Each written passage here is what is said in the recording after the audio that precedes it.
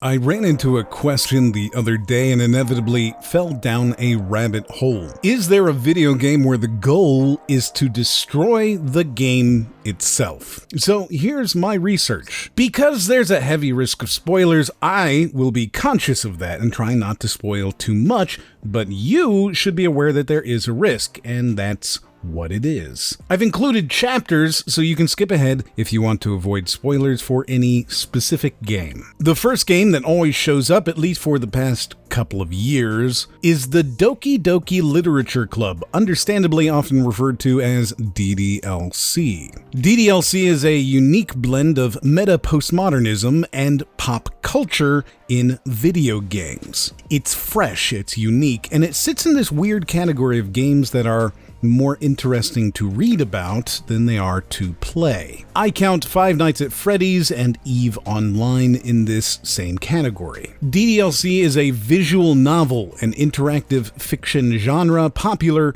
in Japan, consisting of character sprites popping up over occasionally shifting backgrounds and minimal gameplay. Most of your time is spent reading and interacting with characters in their own spaces, making the rare choice that has far-reaching implications. Additionally, most of these games are porn. I mentioned that it's a blend of meta postmodernism and pop culture, and I say that very specifically. For those of you in the know, no, I don't mean meta modernism, but let's not get pedantic. What is meta? You've probably heard that term before relating to competitive gaming. What's the meta in Dota or the meta in Overwatch? You might have heard about metadata in websites and videos. Or perhaps you've seen a meta post on Reddit.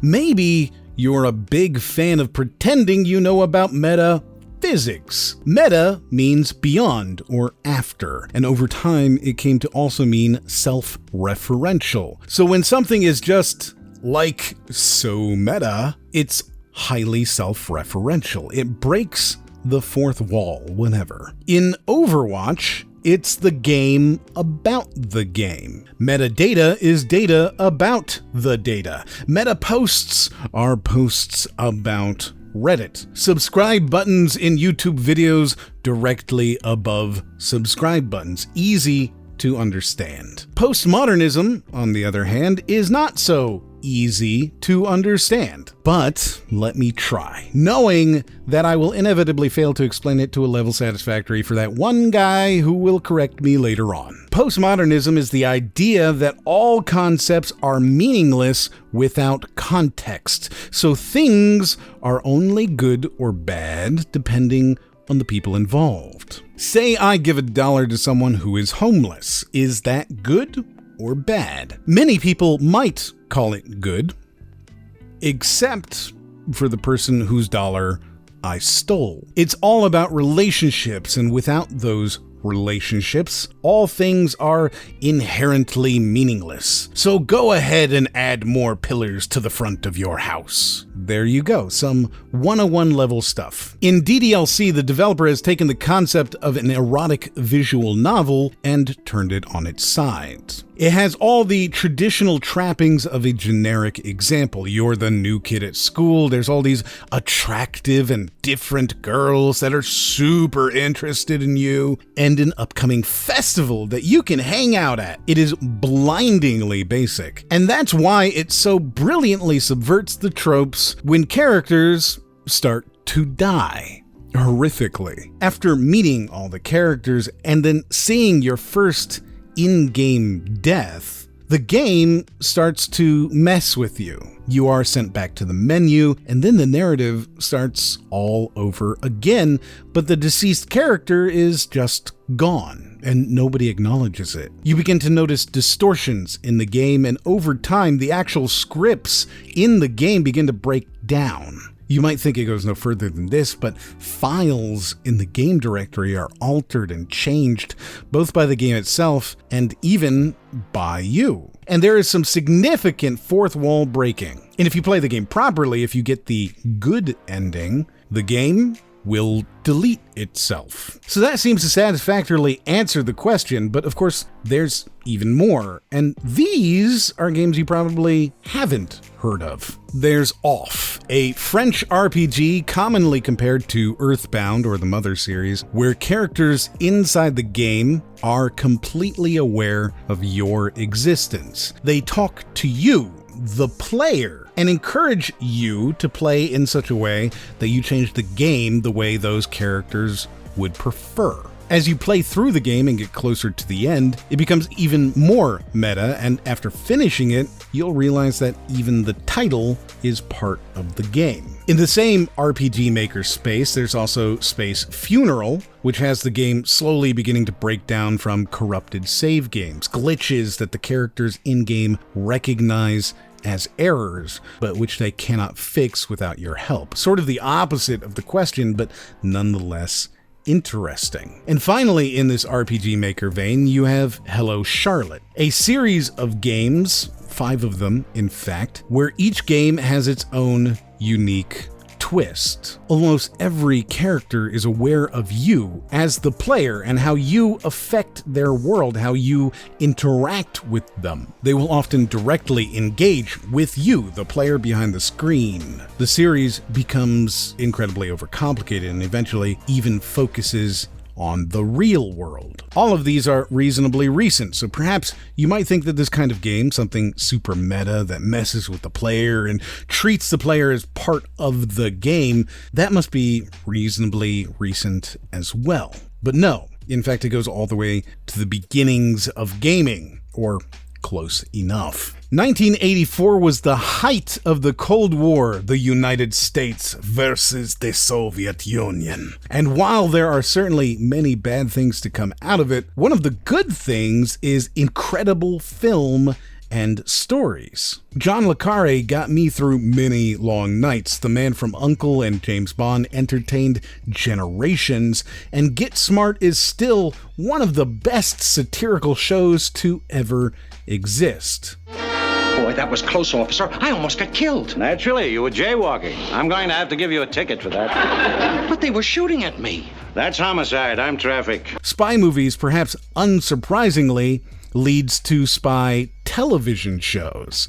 And one of those shows is The Prisoner. A quick rundown on the show. I promise it's relevant. In The Prisoner, an MI6 operative suddenly retires without any explanation and goes home. Upon getting home, he is gassed and taken to an exotic island filled with wonderful and friendly people. But it's all a lie. It's a sham, filled with tricks and mental tortures designed to break him and get him to tell them why he resigned. In 1984, during the height of this paranoia and fantastic media, a game called The Prisoner was released on Apple II, and it's based on this show. The objective of the game is to get out of the game. Obviously, they can't introduce highly complicated things like reasons why you resigned into a game, especially in 1984 with 48 kilobytes available, but they can give you a randomly generated 3-digit code.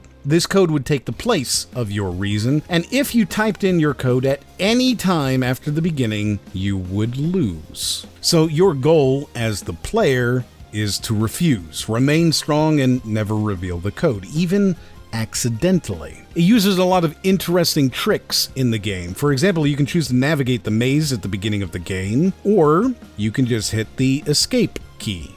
Get it? Escape key?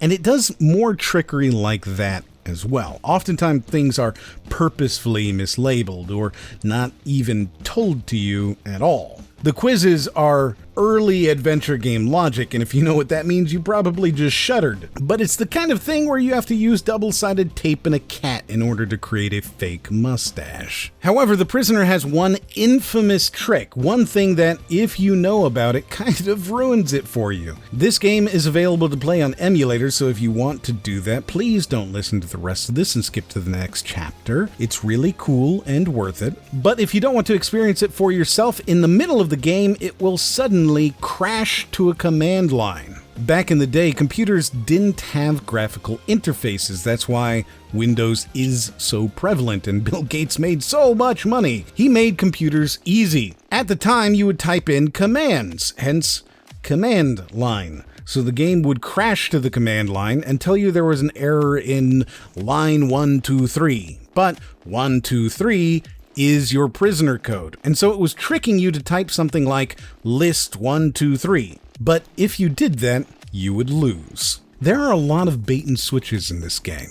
For something a bit more modern, but no less mental trickery, is Danganronpa 2. 16 high schoolers are forced into a battle royale on an island, forced to kill or be killed in an attempt to spread despair and pain throughout the world. Except it's all a simulation. That's right, the whole thing takes place inside a video game. And after finding this out, your goal is to reset the system and purge the rogue artificial intelligence in charge of everything, including yourselves. This really does feel like it answers the question. It's a video game where the goal is to destroy the game itself. But it's still pretty meta because you're not actually destroying the physical game, you're just destroying the fake game inside the game. So for something a little bit more intense, this is lose-lose, and this is not my footage. That's because this is a game, a simple Galaga-esque clone, which randomly deletes files on your computer. Every alien you shoot is a random file on your computer. And I don't mean that it sends it to the recycling bin, I mean it deletes permanently and irretrievably files on your computer. If you die, the game deletes itself, meaning that inevitably you will either destroy some portion of your own computer before the game deletes itself, or you will delete it as a random file when you shoot an alien. At least hypothetically. I'm not dumb enough to actually try it, and I don't recommend that you do either. Something you can try, however, is Pony Island. Maybe you've already tried it. It was included in several Humble Bundles and other bundle sites, and I think a lot of those Game Pass type subscriptions tend to have it available as well. Throughout this game, you have to hack the game itself, changing things in order to reveal what they once were, and through doing so, learn the dark and terrible secret. A secret that I won't spoil here, except to say that the last enemy begs you to uninstall the game. That's just one piece of software though. What about software that destroys other software? No, not a virus. Core War is a small virtual machine that runs two competing programs, the goal of which is to destroy the other program. It's not so much about destroying the game itself, so much as it is about destroying a program inside the game, but it still sort of fits. At least it is a game. There is no game is not a game, of course, because there is no game. There is, however, a narrator and you. And the narrator would very much like for you to listen to him. There is no game. Please, go away. And if you won't go away, then maybe he'll make a game to convince you to go away.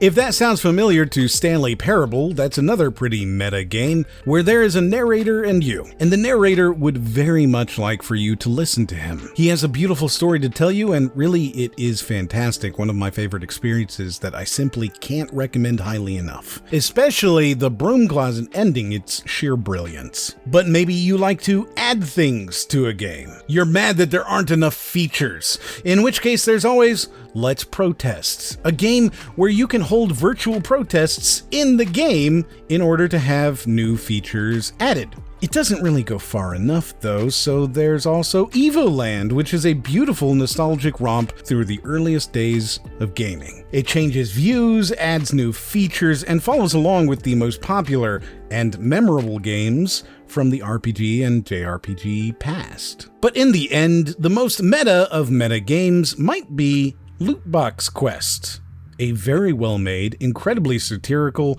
and remarkably ethical idle game. In fact, I talked a lot about idle games in my History of Idle Games video, which you can watch in the corner right now. Thank you so much for sharing this video, and as always, I'll see you on the next one.